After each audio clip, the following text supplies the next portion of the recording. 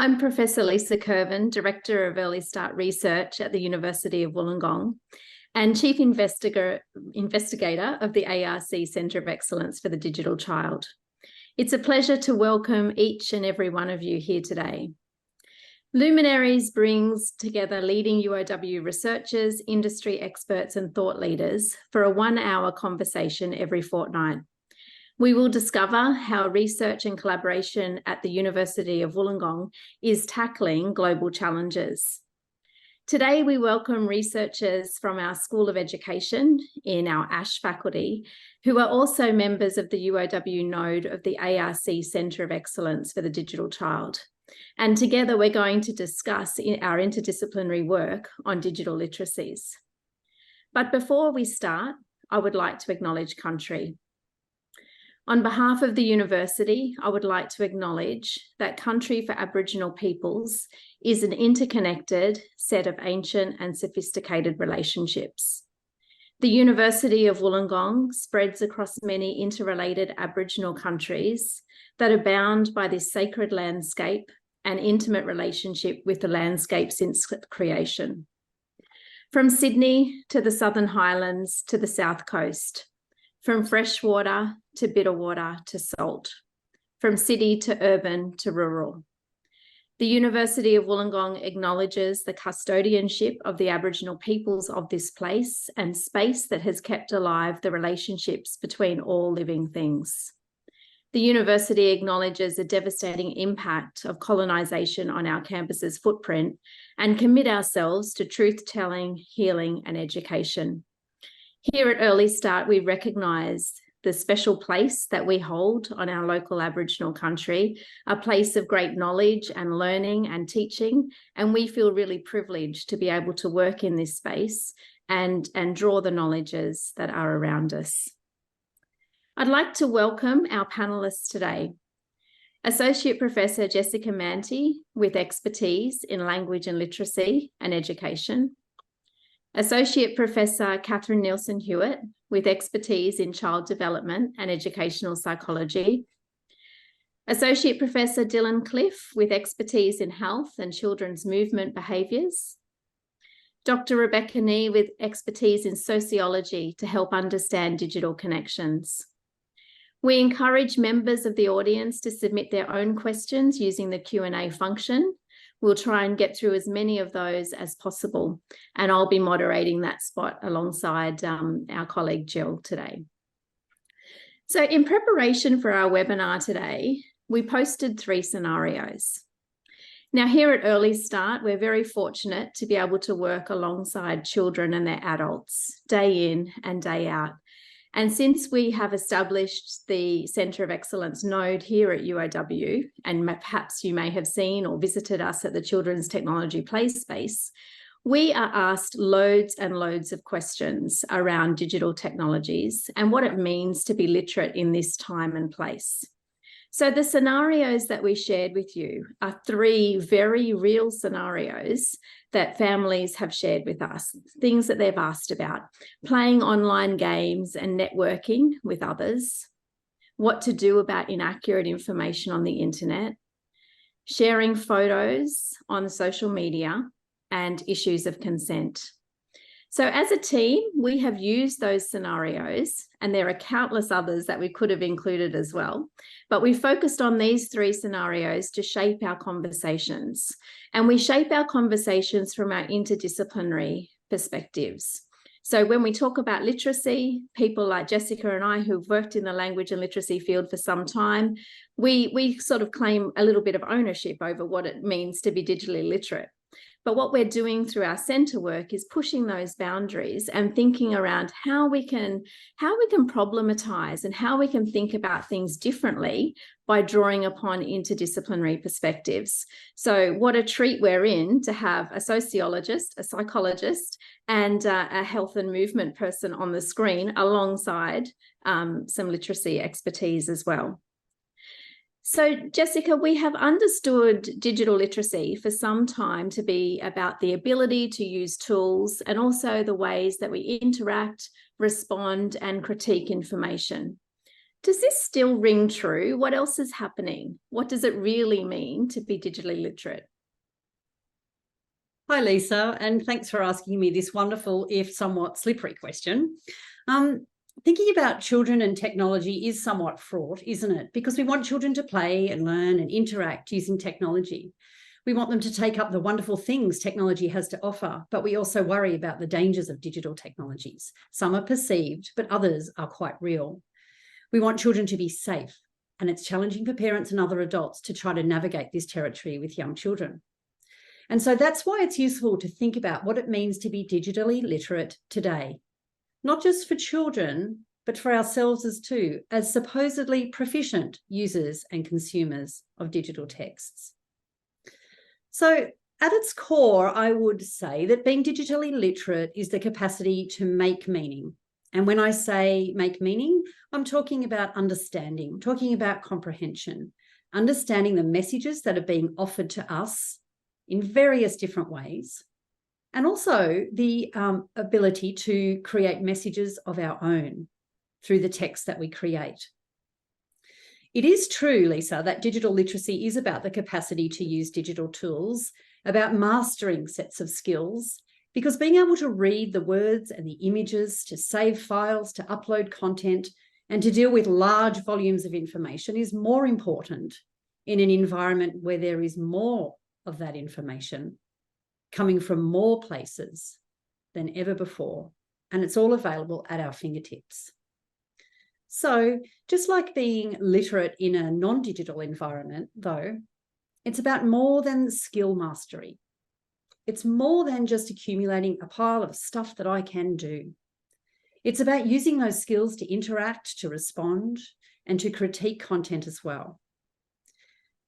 And the extra part that comes with it is that what that means, interacting, responding, and critiquing, continues to evolve as technologies evolve and offer us new ways to interact and to work with text.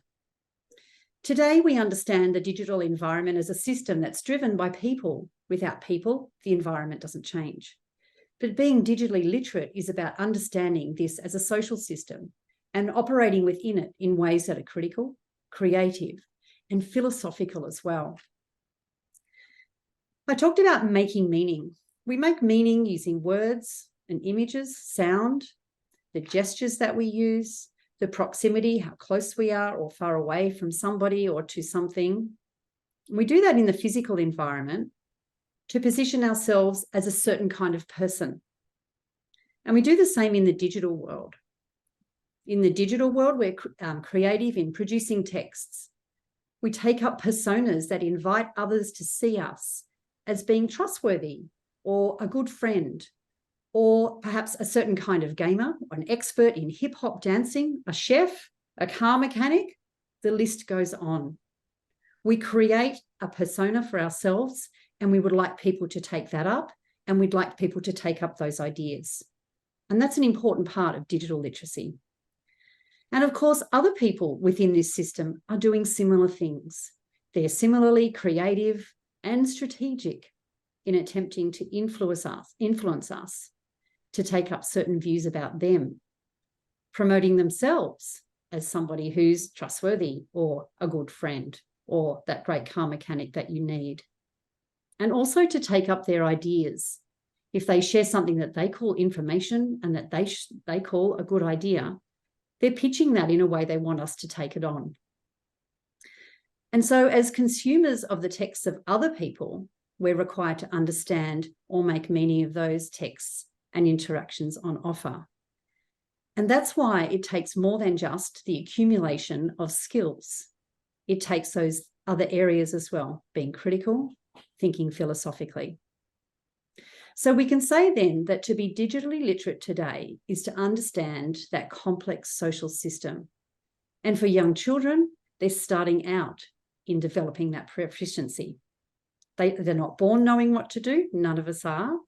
And that development of proficiency will continue throughout our lives and be influenced by the sorts of interactions that we have online and also the interactions that we have with others as we are online, both in the physical space, but also online as well.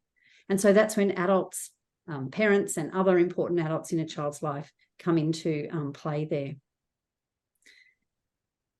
We need to use our digital skills to be social, to be interactive, creative, and responsive to the opportunities on offer.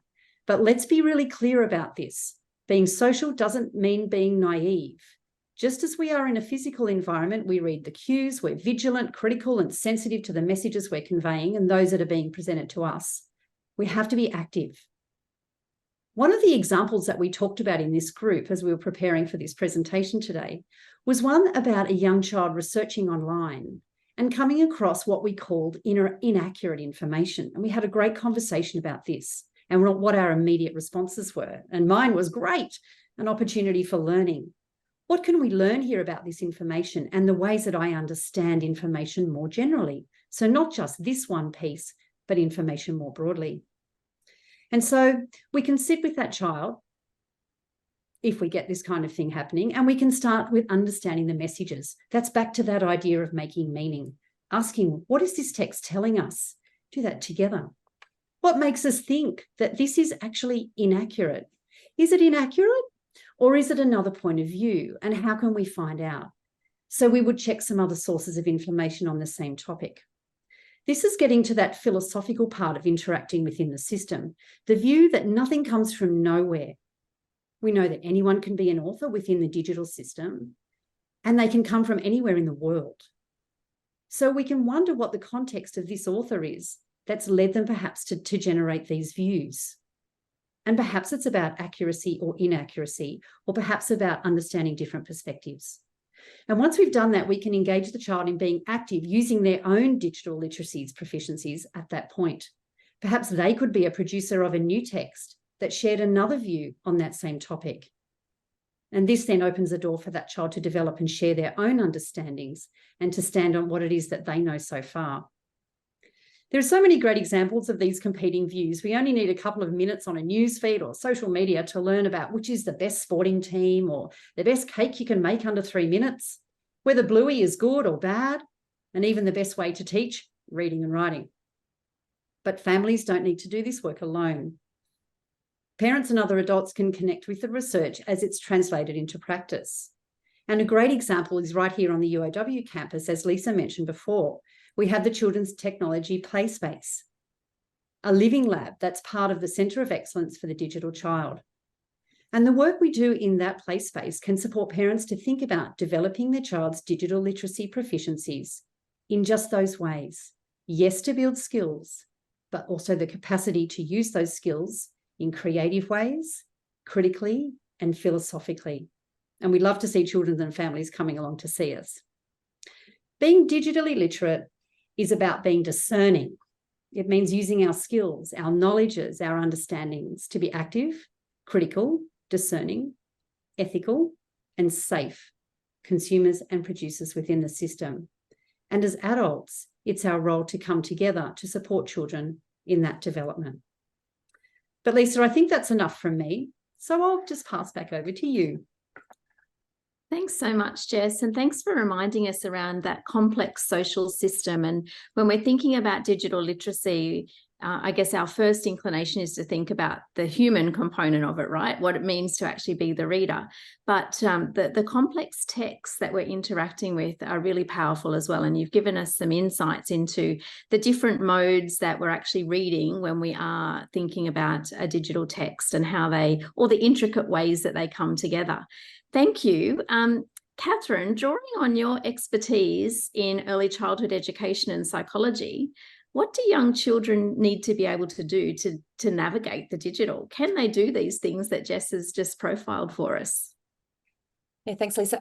I think Jess first talked about research and practice, and I think I just want to say from the outset that from both a research and practice lens, I think there's a pressing need to award a much stronger focus on understanding digital literacy and digital environments amongst our youngest citizens. But I think in order to be able to understand what young children need, I think we first need to be looking at how children understand technology. So what do they take from these experiences? But we also need to understand how they use technology. So Jess talked a little bit about what constitutes digital literacy. However, We know that this is going to vary across context, and it certainly varies according to children's ages. So we know that children as young as 2 and 3 are participating in the digital space. And for many children, digital platforms are becoming spaces for play, and they're spaces for socialization, but they're also becoming really important spaces for learning. So I think in discussions such as this around digital literacy and children's engagement in the digital space, I think we really need to be informed around considerations of what is needed to really support young children's learning, but also it's about having a lens on children's rights as well as children's safety in these spaces. So if I think from a developmental perspective, young children, and for those of you online, when I'm talking about young children, I'm talking about that birth to 5, so the prior to school years. But young children don't necessarily have the social emotional skills nor the cognitive capacity to effectively navigate the complexities of the digital environment on their own. And we know from an educational perspective that young children learn best through experiential learning. So they learn through engaging in concrete examples. And typically this occurs within the context of those really rich and responsive play-based experiences. And then if we think about the digital landscape, by contrast, it's quite abstract. So I think we need to be considering ways of bringing these concepts to life for children if we're thinking about their learning. And I think we only need to just think about pedestrian safety behaviours and road safety awareness, for an example. We know that until the age of 11 years, children need active adult supervision to help them to safely navigate driveways and car parks and to cross roads. And even children who seem to know all the road safety rules won't necessarily remember to follow them. And that's simply because the parts of their brains that are needed to navigate this space, so being able to reconcile multiple sources of information, being able to engage in abstract thinking, those things are still developing for children. So when you ask, Lisa, what do children need? We can't just think about this in terms of individual children's knowledge and skills. We need to be mindful of the digital capacities and knowledge and attitudes of the adults who are supporting children to navigate this space. So the first need then is the importance of an adult presence, so that competent other within the digital space. And I think we also know that much of young children's early digital experiences are dictated by the choices made by their adults. So whether this is about sharing images of children, what games they choose to play, what online learning sites they engage with. So a shared lens between the needs of the child and the needs of the adult is going to be really important when we're talking about younger children in the digital space. Now, I do just want to touch on those issues of safety and learning. And there's certainly been a slow change in this area. So discussions are moving, albeit slowly, away from a sole focus on risk and safety towards one that's much more rights-based. And it speaks to the importance of children's right to expression, their right to play, their right to learn. So if we return to that question, Lisa, and thinking about what young children need, we need to support them to understand what these digital things are. So how do they work? How do they interact with them? How to be safe? How to be kind in a world that's interconnected by digital technologies? And of course, this needs to be weighed up against the risks to children's security and privacy. So as adults, so we're the more competent other, we need to be thinking about the best way to manage the risks associated with digital engagement and exposure while responding to the reality of digital existence and indeed the potential benefits of supporting young children's engagement with the digital world. So I think as we think about this, it's not a question of should they or shouldn't they. I think we've moved far beyond that debate now for young children. We know that in order to learn and to develop, children need to understand the world. And that world includes living things and non-living things and digital things. So I think if it's done correctly, then early exposure to digital technology can be used to support children's learning. It can foster problem-solving skills. Children come together, they might be designing a town, they might be designing what building products they need in order to construct the town. It can foster effective communication, so chatting to friends or relatives. And it's certainly important for social skills. So how do you form friendships, notions of reciprocity and kindness and cooperation? And of course, these concepts are challenging in real life, and they're potentially amplified within the digital space. So I guess as we continue to think about young children's digital engagement, we need to consider the role of the child, we need to consider the role of the adult, and we need to consider ways to use technology together in a way that encourages communication and collaboration and considers children's rights. And so their rights to embed their voice, their right for choice without placing safety or security at risk. Wow, thanks, Cathrine. What a whirlwind you've taken us on, reminding us not only about the the importance of digital literacies for children, but the responsibilities adults have in that space too, to be that competent other.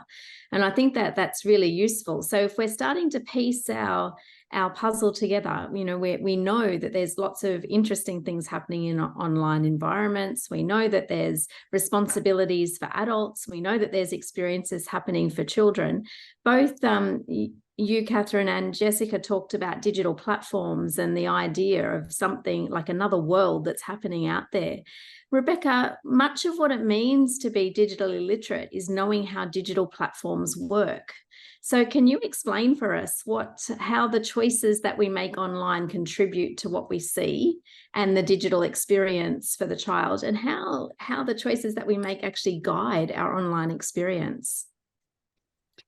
Thanks, Lisa. So I thought I'd start by kind of supplementing this picture of the digital environment that I think Jess and Cathrine have already talked about, but really just give a sense of what children are, how children are navigating this online space. So we know children, and I mean families, use digital platforms for very varied reasons, right? So they play games, they watch YouTube, they look for information, they participate in social activities with other people, and there's much more. Not just children, but we also love it because of how vast the digital environment is, how personalized our search results can be, and how instantaneous it is for us to find entertainment, like-minded people, etc. So while we do know, and I think Jess and Cathrine mentioned that anyone can post information online because the barrier to entry for publishing is so low, or that digital platforms, we already know that they're collecting information of us. There's actually a lot of unknowns to children, to families, and even experts around what is happening. For example, how trustworthy is the information we find online? What do companies do with the data they collect about us? And who can we actually trust? So a great example of this kind of the elusiveness, I would say, of digital platforms, and also a hot topic, I guess, is generative AI, right? So Microsoft and OpenAI, which runs ChatGPT, were recently sued for systematically scraping 300 billion words off the internet, including personal and sensitive information obtained without consent. So while this lawsuit is unlikely to change kind of the outcomes in the ways digital platforms, particularly big tech, operate, there's really the question of how discerning, and we talk about how discerning individuals are, but also how discerning technology and companies, ChatGPT, is actually in interpreting this information. So we have all heard, I'm sure, of ChatGPT giving citations of works that actually don't exist. So on top of that, it is taking and using information about us in ways that are very invisible. We know algorithms on AI, search engines, and social media may use this information to circle us back to the things that we think we are interested in. So if we, for example, stumbled across a video of a person claiming to be an expert in why vaccination is a conspiracy, we may very well be recommended more content from the same person or others who are in support of this view, even though we may not necessarily be of that view. And so we may be very susceptible because of the environment that we are in. But even though the environment that we're in is telling us, that we like this thing, the data and algorithms actually don't know about what we are truly experiencing, how we are truly experiencing kind of the digital space and beyond. So taking a systems approach, what does this mean about the choices we make online? And I think that goes back to your question. It means a lot of our choices may not really be our choices on digital platforms because they personalize information they want us to see. And it is also, it also means that a lot of information presented back to us may be misleading, misconstrued, or incorrect, because anyone with the skills can post their opinions online, whether they are accurate or not. So in going back to the theme of digital literacy, it is then important for children and families to not just be able to use digital platforms, but to understand and critically evaluate the digital environment that they are in, recognizing that some of the things we enjoy, such as personalization or how instantaneous and wonderful it is to find answers we want immediately, they have their pitfalls.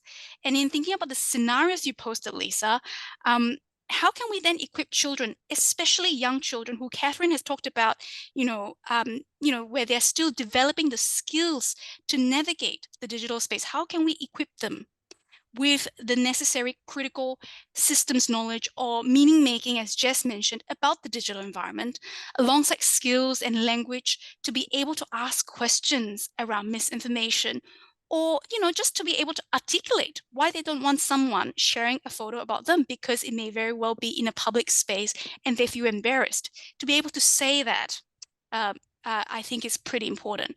And of course, this needs to be worked through with families and adults who can then foster this relationship children have with the digital environment. And being able to critically kind of understand platforms in the digital environment is so important to being able to make more agentic choices online. Thanks, Rebecca. I love that, how you said our choices are not really our choices. I'm sure that there's a few people that might have had a bit of a momentarily gasp at that suggestion. And it's interesting, when we were planning and working together around this topic, we talked about the phenomena of the eggs cracking on children's heads. And I don't know about the other panelists, but my feed has been inundated with those examples. So perhaps there is some listening that's happening when we're around devices, and how to manage that is something to consider. Dylan, we've heard lots of different perspectives already. I'm really interested to know what sense you're making of this. How is your health expertise connecting with the discussion? Thanks, Lisa. Yeah, it's been a really, really interesting discussion so far. I'd just like to add a few numbers, add some data to the discussion. So in a study by the E-Safety Commission, 81% of Australian parents said their 2 to 5 year olds were using the internet. In another study cited by the Commission, 89% of 4-year-olds would click on a pop-up, even if they could not read it and did not know what it was about. 73% of 4-year-olds said they would tell someone their name and address online, and 70% said they would tell them their age. So we know that many young children are online. We know they are at a vulnerable developmental stage, as Cathrine has explained, and we know they're willing and fairly happy to share kind of personal information.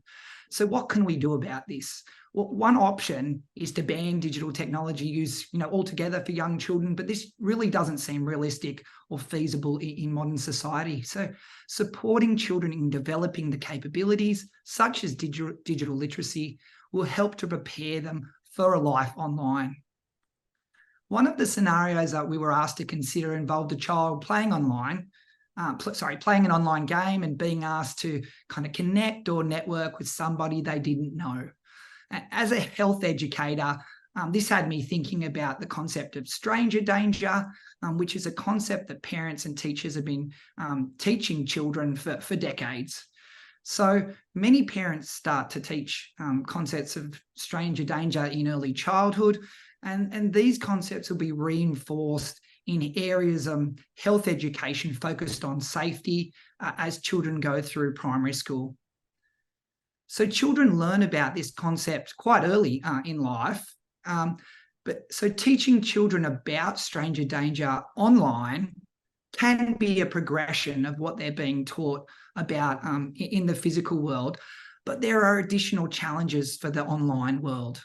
So if a child's playing at a park, they'll fairly quickly be able to differentiate between an individual who is an adult and a stranger, and maybe they shouldn't talk to that person or connect with them, compared to a child who might be of a similar age to them, might also be a stranger, but if they introduce themselves, they might be able to start playing with the child, they might be able to make friends, and this is a normal part of socialization. And so children can differentiate here. The big difference in the online world, as Cathrine noted, is that children can't tell. They can't tell the difference, and they can't initially understand the concept that someone might be able to hide their identity online and be somebody else that they haven't portrayed they are. And so that's an abstract concept, and young children won't have developed that kind of thinking just yet.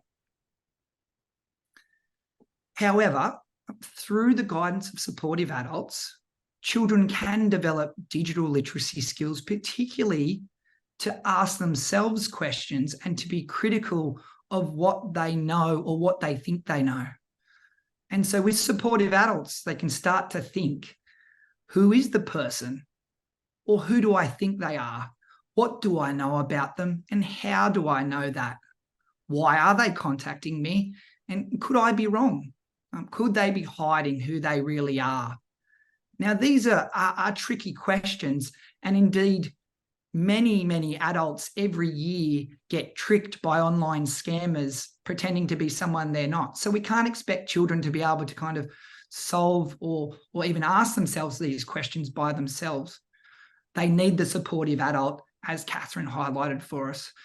But through the process of developing digital literacy skills, we can empower children to be cautious and critical without being anxious and scared of the digital world. And in doing so, we can prepare them to play, to learn, and to live in the digital world they are growing up in. Thanks, Lisa. Thanks, Dylan. Some really thought-provoking comments there, cautious and critical. I think that's really a nice way of thinking about how we can interact in an online environment. And the reminder that as adults, sometimes we don't get it right either. So when we're talking about the digital and, digital footprints is something that comes up. We've just had a question around what digital footprints actually mean. So when I think about digital footprints, we're often talking about, something that we might look back on in the future. So when we're thinking around what it is that we create, our profile that we create online, we're talking about how we might feel about that down a period of time. I wonder, Cathrine, if you might be able to help us think about how we can help children understand that abstract idea of a digital footprint and looking into the future. Yeah, I mean, that's such a good question, whoever posted that.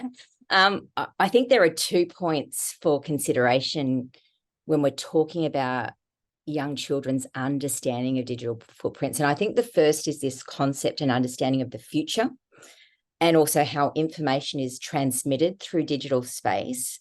And the second is around who is creating the footprint, I think, for young children. And I have 3 children, and I've often talked to them about the permanency of what we share through social media. And while I can certainly raise hypotheticals with my 16-year-old son about his future self, I think the concept of time and future forecast is much more complicated when it comes to young children, because considering a future self relies on children's ability to plan, to think ahead, to have a semantic concept of time.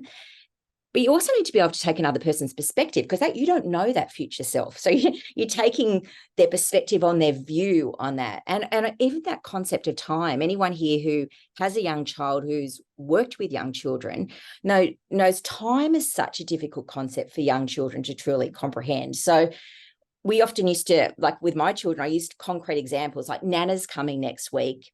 Now that means 7 sleeps. So those very specific examples, or we might be in the car and when are we going to be there? We're going to be there in an hour. That's 2 episodes of Bluey. So that idea of the future, I think, is really tricky. And I think children need concrete examples, and typically play-based ones. So we need to demonstrate to a young child how a message can be sent from a phone to a computer, or how photos are shared on the internet, or even like, how does our Uber Eats driver know where to bring our food when we order online, and the whole concept of a GPS. So I think that is really tricky, but it's really around those play-based experiences. But I do just want to add one point around digital footprints in the future. And I think a significant risk for young children is their early digital footprints are created by people other than themselves. So it's parents might be doing it, teachers might be doing it, educators might be sharing images from the early childhood setting. So that makes young children inherently vulnerable, because they often have little to no voice in what is shared and with whom that's shared with. So what is left for them is a traceable digital footprint, which is attached to them, but it's attached to them often without their consent. So I think this is something that many parents perhaps haven't thought about. And for me, I think this is certainly a conversation that we need to continue to have. Couldn't agree more. And we've actually received a comment and a question that's a really nice segue into that idea of other people creating digital profile, whether that's a parent or an educator. And in one of the scenarios that we posed, we said that a child was annoyed because, something had been shared about them and they discovered it and they weren't happy. And one of our participants online has said, what about a much more stressed or profound reaction than just being annoyed? Cathrine, developmentally, is that something that we should be expecting to see, and how do we deal with that? Yeah, I think we often don't give credit to children about their emotions. And if we're thinking from a rights perspective, children have the right to a voice, they have right to choice. And I think from a very, very early stage, we should be asking for their consent. I mean, this is a teaching tool anyway, but it's very important to elevate children's voice in this perspective. So we may have an image of a child, and if you'd like to share it, we need to ask them to share it. The challenge is they don't really understand who we're sharing it with. And the complexity is, even though we often present ourselves as the more competent other, as adults, we actually don't have any control over where that image goes. And so I think it's a very heated discussion, because we're thinking about emotions, we're thinking about children's rights, we're thinking about notions of consent, but we're navigating an environment that we ourselves as adults don't always understand the complexity of that. Thanks. And sharenting has become a whole movement, right? So parents sharing photos of children online. I know I've done it myself as a parent, and it's through apps like Time Hop and so on, where you see what you posted on this day so many years ago that, sometimes my children have said, why would you have posted that? So, I'm sure many of us have fallen into those sorts of traps. Jess, drawing from your perspective as both an educator and as a parent, what should adults be really mindful of when they're sharing photos about children or information about children? Yeah, well, I think we've talked a bit, haven't we, about the responsibility of adults to support children to use technologies wisely and carefully and safely. And Catherine's alerted us a couple of times to the rights of the child, and we know that that's an international one from UNICEF. So really, I think there's a couple of issues here to think about, and it comes back to that concept of digital literacy proficiency. And we know that parents in the main, all of us included here on the screen, that we've shared in different ways, images and other little stories, whatever that is, it's done in a positive mindset, isn't it? It's done in ways that are looking to be, to celebrate children. It's a parent who's proud of their child's achievement. And so it's fine to put a picture of them in a swimming costume standing at the end of a race, isn't it? Or to think the photo of the child having a bubble bath is just adorable and everyone would love to see it. And we also consider the fact that parents will quite often talk about using social media to stay in touch with family and friends across the globe. So as we live further and further away from each other, what are the ways that we can connect with each other? And these social platforms are ways that we can share those images and hopefully invite people to enjoy what it is that our children are doing. We know there's educators and teachers doing that as well, and Cathrine's alluded to that. And that, again, that's something positive, isn't it? They're wanting to share the child's achievements. And we think about, apps like Seesaw, so I'm at work and I can see what my child painted this morning, and there they are proudly holding that picture up, and I see their face as well. And okay, it is done with a positive mindset, and that's really lovely. But it's a bit of a contradiction, isn't it?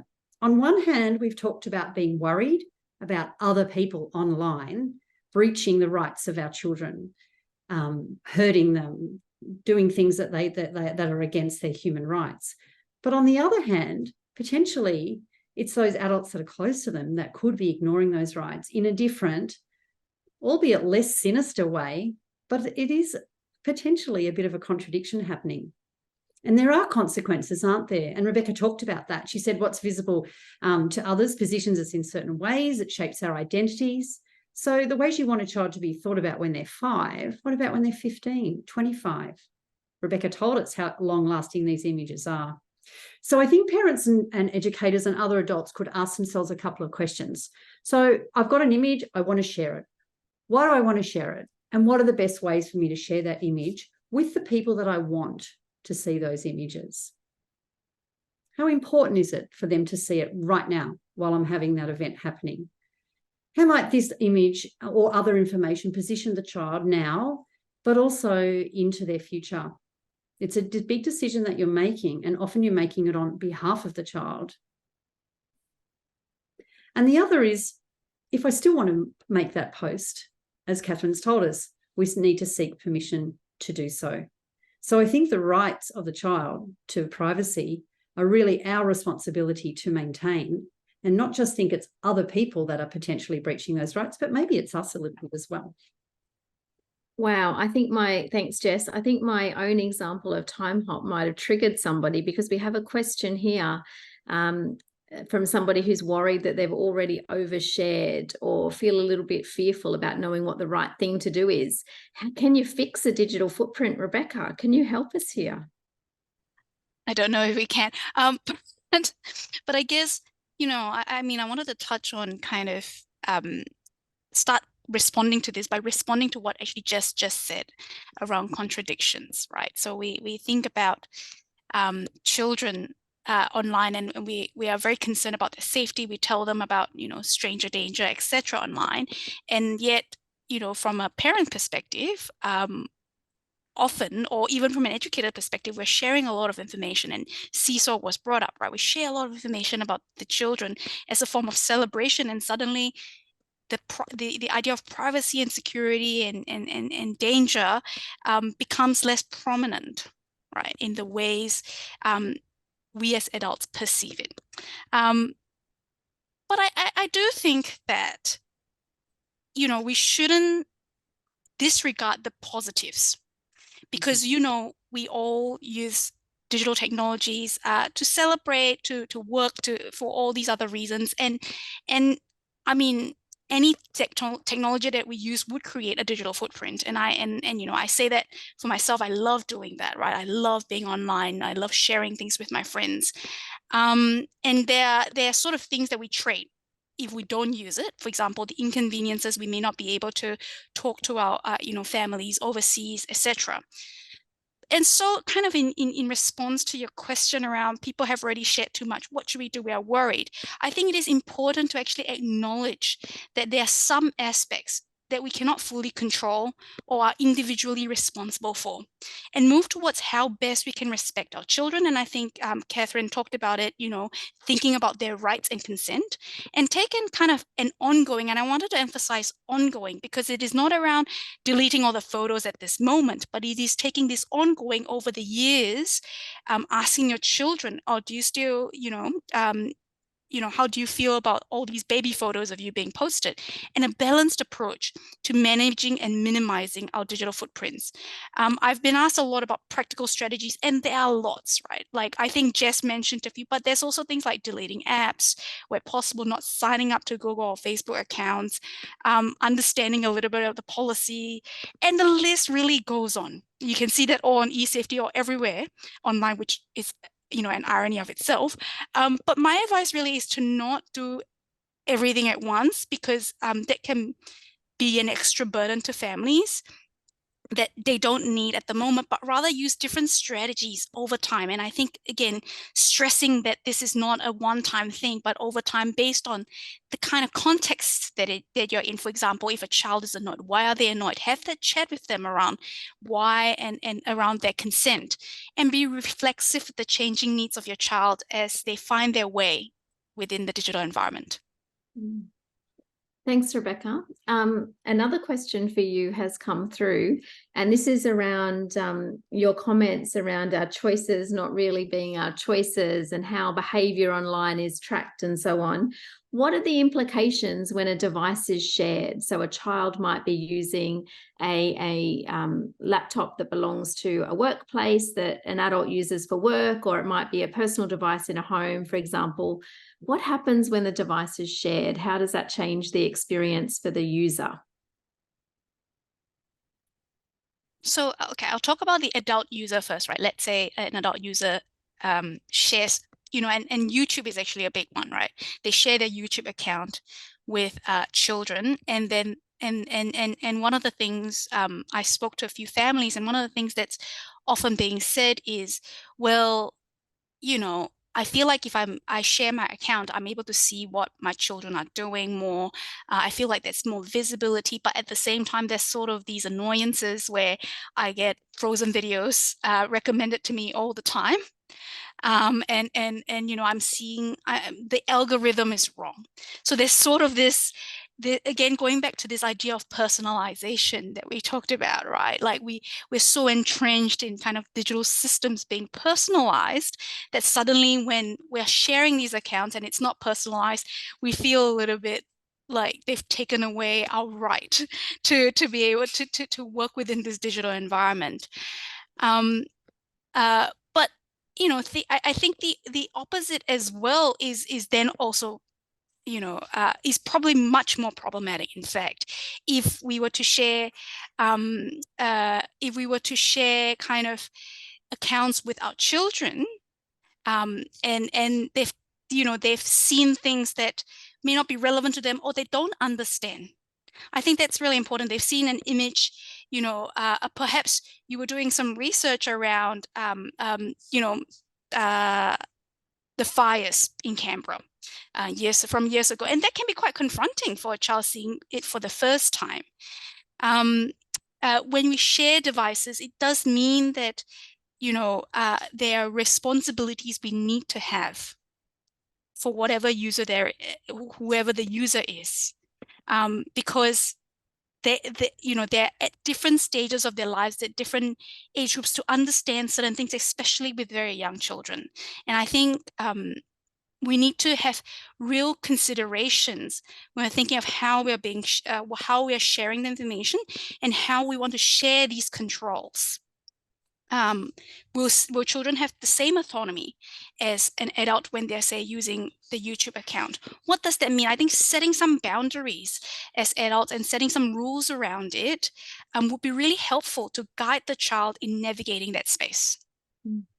So there's some responsibilities for the competent adults, right, in the lives of digitally literate children, in terms of making sure we know about those privacy policies and setting the parameters around. And there's so many great settings on different devices that we could be activating to help the pathways for our younger users.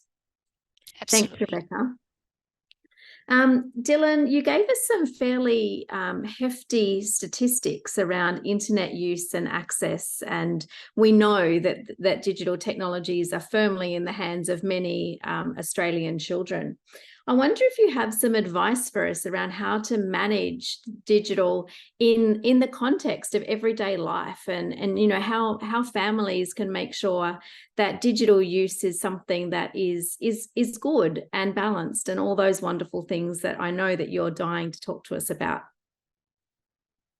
Thanks, Lisa. Yeah, so, you know, historically, the message and the approach has been to keep track of how many minutes your child's spending online and maybe restrict that or limit that to make sure it's not too much time online.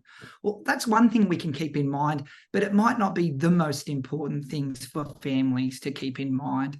So really, at the heart of this for the family is, how is the family functioning, and how is children's digital technology use influencing the child's functioning and how the family functions? And if there's not significant issues there with the child, they sleep fine, their behaviour's fine, they eat fine, and so on, and they get enough time outdoors and playing, they socialise well, then engaging with some digital technology might not be a big problem for the family. In the same way, if there's not issues, challenges with getting children to stop using digital technology, or issues with interactions in the household from children's use of digital technology. Again, so if the family's functioning okay, then things might be okay, and there might not be too much for parents to worry about. Now, I mentioned that we could keep track of how much time children are spending online, but maybe some more important things are, you know, how much time do we spend with our child when our child's online? What types of things are they doing? And can we do some of those things together with them? And in doing so, are they doing the types of activities we'd like them to be doing? So are they creating? Are they, you know, being innovative? Are they communicating with friends or family, or are they in positive ways? Are they getting to express themselves, to design? And all these types of things are positive ways. And so if we're involved with our children's digital lives, then we can help to manage that because we're part of it. Yeah. I think that's a really powerful message. We're part of it, and as the adults in the lives of children, we have responsibilities that come with that. I'm reminded of some interviews I did a little while ago where talking with families around digital practices in the home and some of the advantages, but also some of the tensions that they were experiencing. And one family talked to me at length about how, you know, they've just tried to ban the digital, and they put the iPad on top of the fridge. And that's, you know, it was used as a bit of a reward or a punishment to be able to bring the iPad off the top of the fridge or to be able to put it up there and whatever. And I said to them, but do you put the swing set on top of the fridge? You know, is that used as a behavior management strategy as well? And they looked at me thinking I was a little bit unusual at that time. And I said, well, why is it that we use the digital for behavior management? Is it because we don't fully understand it ourselves? Is it a phenomena that perhaps our children understand, but we're still catching up with? You know, and I guess the tension that families feel, and is certainly represented in the comments that we've had, is that digital is also a new basic. It's something that children just need to know how to navigate. So, you know, we're in uncomfortable terrain as adults. Yeah. We're down to our last few minutes, team. Should we do a whip around, and any final thoughts? Jess, let's start with you. You kicked us off at the beginning of the panel. Thank you very much, Lisa. I would really like to build on what Dylan just said. I think what he's reminded us is really important. The opportunity to use technology within the family, and the family being supportive, but also doing creative things, using quality experiences, and that's wonderful time to go with that. So as a literacy person, I would add to that as well. While you're there with that child, think about the sorts of ways that you are showing them what someone who is digitally literate does. So in the education field, we call this a think aloud. And it's where we talk about and put words to what is going on in our heads. And so when we see something that's a bit unusual online, we might say, oh, I wonder what's going on there. This information doesn't look quite right. Let me investigate further. And this is a way that we're modeling how those internal processes are happening within a proficient reader's head or a proficient user's head, and how you can teach that ways of thinking, ways of wondering, but also teaching that technical language. Let me explore further. Let me do another search. So think about those ways that you can use language within those great interactions Dylan just recommended, so that children can really develop their own language that allows them to express their thoughts and their understandings when it is they need to talk about it. Thanks, Jess. Cathrine.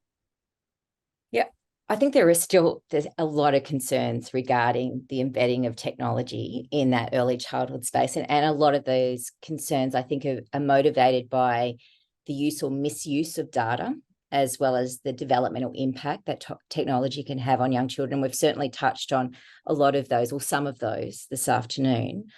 But we also need to recognise that a lack of access also places children at risk. So the reality is children are living in a technological world. So we need to focus more on what a quality experience looks like, and importantly, what equity and access looks like. And we need to recognise that living in a world, or digital worlds, are intimately connected, and they're connected for both children and they're connected for adults. Thanks, Cathrine. Rebecca, some final thoughts. Well, the panel has been extremely interesting because the ideas have been so diverse. But one of the things, that I was thinking as everyone's talking is how much we still need to learn around kind of what it means to be digital literate, and not just from a child's perspective, but as an adult and as the person responsible for, being part of the children's kind of lives, to be able to help them to be digitally literate. And I keep thinking about this idea, that the future aspect that Cathrine talked about, and how we have digital footprints, and we expect kind of children to have a sense of the future and time, but really they can't at such a young age. But how do then parents help them to understand that? And I wonder whether maybe perhaps we need a digital literacy for adults seminar first, as part of kind of helping children then to become digital literate citizens. So yeah, that's it's been absolutely wonderful. Thanks, Lisa. Thank you, Rebecca. Dylan, some final thoughts. Well, just to kind of carry on from Rebecca, we're helping children become digitally literate, and we need to be digitally literate at the same time while we're doing that.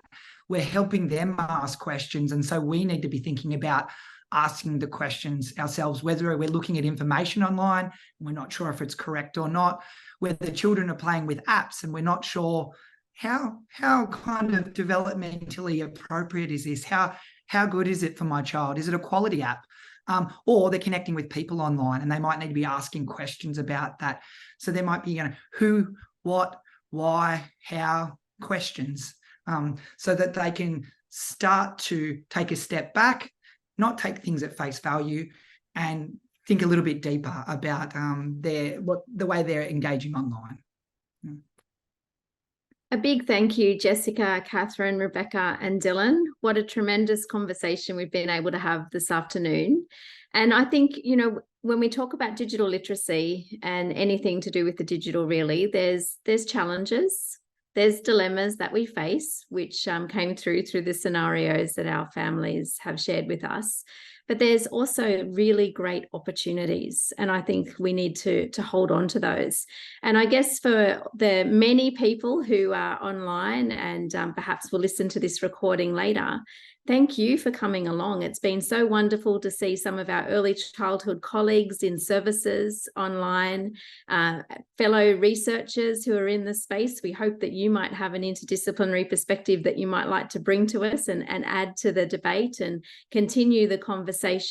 And to the many families, some of whom are quite known to us here at Early Start, thank you for making the time to come on and take up Jessica's invitation and come and see us in the Children's Technology Play Space. We'd really love to work with you and your children, and to put us on a great pathway for a digitally literate future.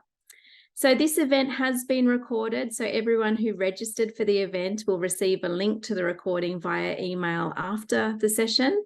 And thank you for coming along. It's been great conversations and we look forward to them continuing.